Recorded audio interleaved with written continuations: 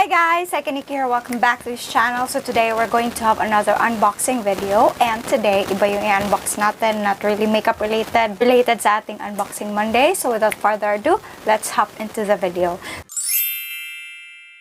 So I got this Nordic table for 950 pesos. I bought it from my auntie, so check her out. I'm going to place her link on the description box so that you could check. Marami, she's selling a lot of things, especially household things, and check her out guys. Meron siya mga karaoke, mga chair, lahat-lahat na. And I decided, why not, if I'm going to buy, I'm planning to buy it on Shopee, but to place an order in Shopee, and I found out that my auntie is selling this so-called Nordic table. So I tried and bought it. I bought it for 950 pesos, and at least malapit lang. So I decided, ito na nga guys. Ang inclusion niya is the upper part, which is the table, which is I love because color white.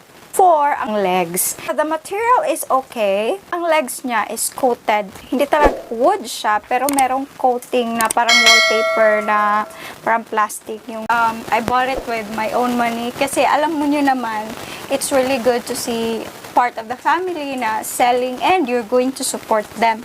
So, a way of supporting, I bought it, and lo and behold, super blessed kasi maganda yung top niya. Sakto lang talaga siya na pang filming setup. Right now, I'm using nung sa Ace, yung foldable na table.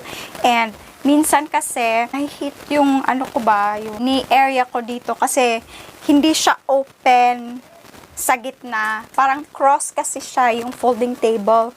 If ever I film, ang sakit guys, parating natatamaan yung knees ko. So I decided na gagawa ako ng table na flat lang, tapos apat na legs. I decided sana to make it steel para super sturdy. But I saw this table na Nordic table, super in siya. So I give it a try. And hindi naman ako nag-alangan.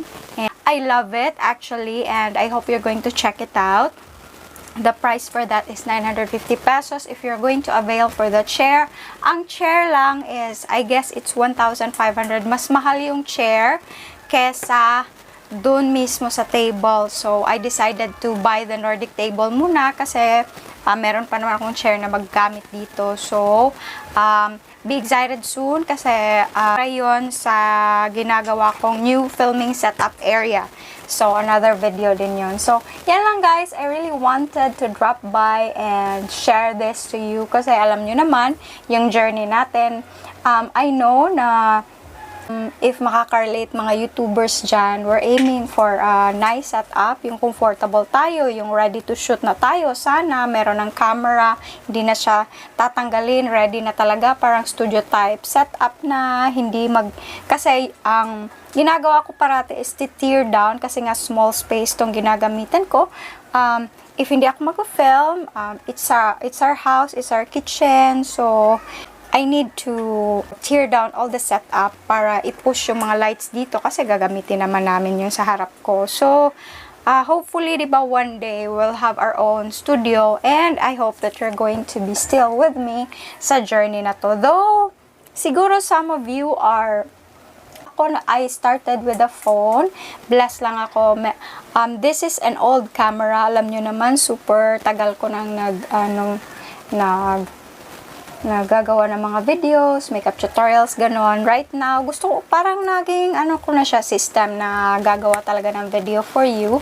And I'm really planning to go back on creative looks kasi nga lang, it's super time consuming, and I hope I have the passion again. So, as of now, please support my channel. You can click the join button, and you can click the subscribe and the notification button so that you will be notified in my upcoming videos. And thank you so much for all your support. I know na some of my subscribers ay hindi na nanonood sa video ko kasi sometimes they don't really understand what I'm saying, yun ang mga comments. But right now, I'm super happy kasi meron pa rin nagsistay. I'm super blessed.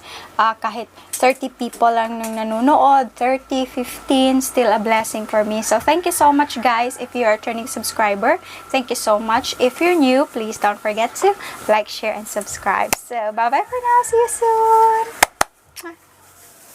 lang eh.